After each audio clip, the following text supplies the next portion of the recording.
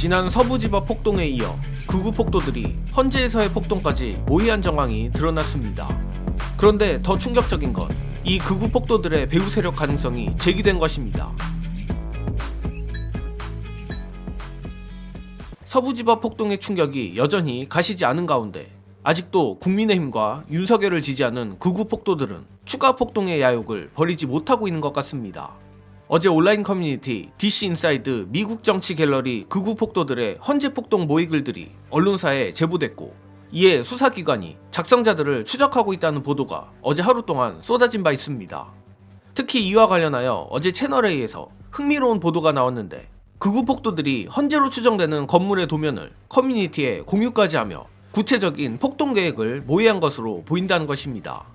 그런데 충격적인 건 서두에도 말했지만 헌재로 추정되는 건물의 도면이 어떻게 유출됐냐는 것입니다. 안 그래도 채널A가 취재한 국토교통부 관계자는 헌법재판소는 일반 보안 건축물로 지정돼 있어서 평면도를 받아볼 수 없다, 지금 현재 어디에도 안 나온다라고 말했는데, 다만 도면에 표기된 출판사 측은 아주 오래전 설계업체로부터 전달받아 건축잡지에 실었던 도면이라고 밝혔습니다.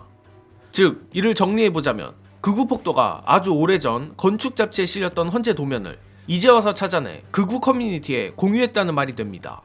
사실 보도 내용에 이 이상의 정보가 있지 않아 더 자세한 경위를 알 수는 없지만, 현재 민주 커뮤니티 등에서 나오는 추론들을 정리해보면 다음과 같은데, 일단 현재 사용하고 있는 헌재 청사는 93년도에 완공되었습니다. 따라서 헌재 도면이 실린 건축 잡지는 아마도 최소 30년 이상 된 잡지라고 추론하는 것이 합리적입니다. 자, 이미 눈치가 빠른 분들이라면 감이 오셨겠지만, 여기서 드는 의문은 극우 폭도가 도대체 뭘 어떻게 알고 90년대 초반에 나온 건축 잡지에 실린 헌재 도면을 2025년에 발굴해냈냐는 것이며, 또 다른 의문은 극우 폭도가 이 30년 이상 된 것으로 추정되는 건축 잡지를 어디서 구했냐는 것인데, 국립중앙도서관 내지는 국회 도서관 지하실에 실물로나 있을 법한 이 잡지의 도면을 어떻게 스캔했는지도 의심스럽습니다. 그렇기에 이런 정보들에 능통한 누군가 또는 세력이 극우 폭도들에게 해당 정보를 흘렸거나, 또는 어디로 가야 이러한 정보들을 습득할 수 있을 거라고 언질해줬을 가능성도 배제해서는 안 된다고 저는 생각합니다.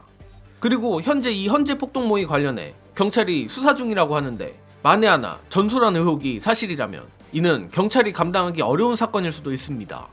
안 그래도 이 헌재 폭동 모의와 관련이 있는지는 모르겠지만, 이 극우 폭도들을 선동하는 극우 유튜버, 또 그 극우 유튜버들과 국민의힘 간의 연결고리 역할을 하는 자들은 속속들이 밝혀지고 있는 상황인데, 이들이 이번 헌재 도면 유출과 관련이 있는지 추후 특검이 출범하여 수사가 필요할 것 같습니다.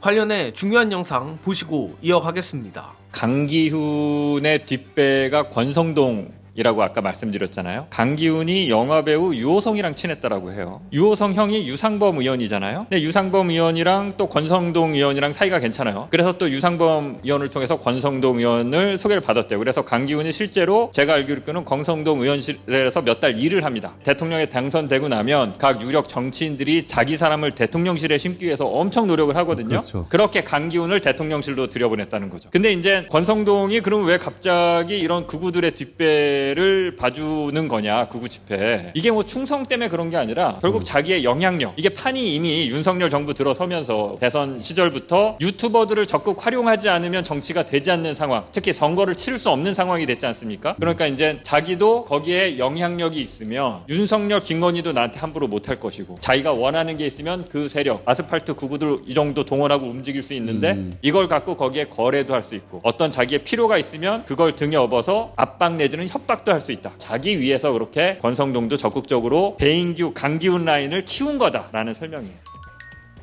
게다가 어제 대구에서 열린 극우 내란 선동 집회에 국민의힘 의원들이 잔뜩 참석한 것만 봐도 저들은 그 어떤 짓이든 벌일 각오가 돼 있는 건 아닌가 걱정이 되는 부분입니다. 사실 처음엔 저들이 그저 국민의힘 지지자들을 선동하여 국회의원 배지 한 번 더 다는 게 목적인가 싶었지만, 이제 보니 대한민국을 내전 상태에 빠뜨리면 진짜로 상황을 역전시킬 수 있다고 믿는 것으로까지 보이는 지경입니다. 정말 대한민국의 상황이 풍전등화 그 자체인데, 저들의 작당 모의를 보면 헌재 윤석열 탄핵 인용날 일이 나도 무슨 일이 날 수도 있을 것 같습니다. 물론 이는 치안을 담당하는 경찰이 통제해야 할 일이지만, 저 극우 국민의힘 지지자들의 위험성을 감안하면 윤석열 탄핵 인용날 전후로 헌재뿐 아니라 민주당 의원들 개개인도 신변보호에 만전을 기했으면 합니다. 이번 소식은 여기서 마치겠습니다. 시청해주신 여러분 감사합니다.